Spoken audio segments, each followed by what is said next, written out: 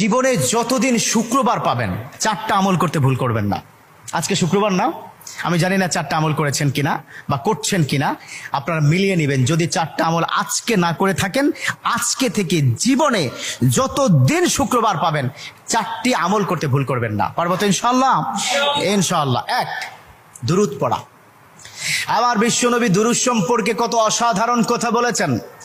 একজন সাহাবা এসে বললেন, ইলা রাসূলুল্লাহ সাল্লাল্লাহু আলাইহি ওয়াসাল্লাম, ও নবী, আমি যদি আপনার প্রতি দিনের 1/3 ধরে দুরূদ শরীফ পড়ি আমি কি নিয়ামত পাবো?